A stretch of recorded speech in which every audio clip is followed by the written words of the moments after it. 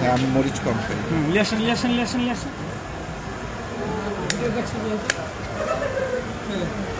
আলুর চপের মধ্যে কাঁচামরিচ, তার মধ্যে হচ্ছে কি ওই যে পেঁপে, শসা মাখানো, সালাদ, এটা ফুচকা। আচ্ছা, এটা হচ্ছে আলুর ফুচকা।